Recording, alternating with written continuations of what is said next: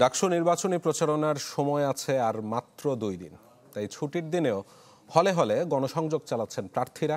ভোটারদের প্রতিশ্রুতি দেওয়ার পাশাপাশি অভিযোগও করছেন একে অপরের বিরুদ্ধে।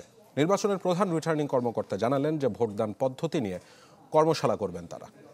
বসুন্ধরা ডায়াপেন্ট এখন আরো উন্নত। এই hot air through top sheet দ্রুত শোষণ করে সোনামণিকে দেয় কোমল অনুভূতি। ভোটের বাকি আর মাত্র কয়েকদিন।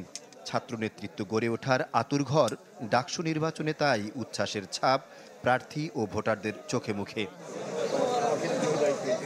ছুটির দিনেও হলপাড়া থেকে ক্যান্টিন, খেলার মাঠ থেকে মসজিদ, সর্বত্রই ছুটেছেন প্রার্থীরা। আছে অভিযোগ, পাল্টা অভিযোগও। একটা দীর্ঘ সময় ধরে নেতৃত্ব এবং সাধারণ শিক্ষার্থীদের মাঝে একটা আছে যে আপনার দূরত্ব ছিল, সেটা মোটামুটি ভাবে পুরোপুরি আছে যে কাটিয়ে উঠতে পেরেছি আমরা এই ডাকসু নির্বাচনকে কেন্দ্র করে। এখন পর্যন্ত আমরা বিশ্ববিদ্যালয় প্রশাসনকে বিভিন্ন অভিযোগ দিয়েছি।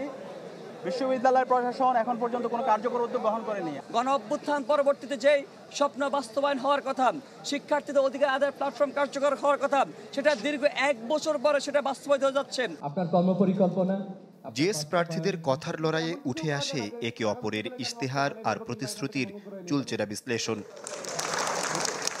যেহেতু 1 বছর মেয়াদ ডাকসুর মেয়াদ, আমি তো চাইলে ঢাকা বিশ্ববিদ্যালয়কে অক্সফোর্ডে রূপান্তরিত করতে পারবো না, কিন্তু ঢাকা ইউনিভার্সিটিকে যেন অক্সফোর্ডে রূপান্তরিত করতে পারি সেই ইনিশিয়েটিভ আমরা নিব।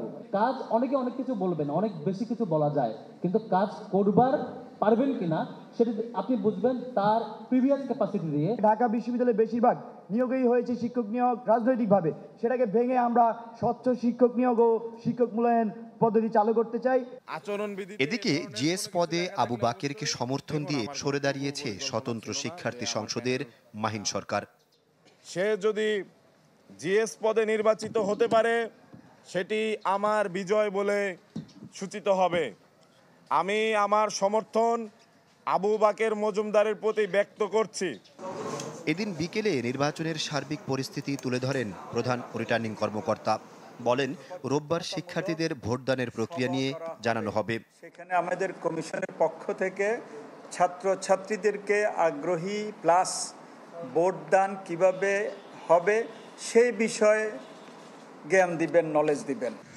সাইবার বুলিংয়ে অভিযুক্ত কয়েকটি ফেসবুক পেজের অ্যাডমিনকে কারণ দর্শানোর নোটিশ দিয়েছে নির্বাচন কমিশন। আহমেদ সোহাগ, চ্যানেল 24, ঢাকা।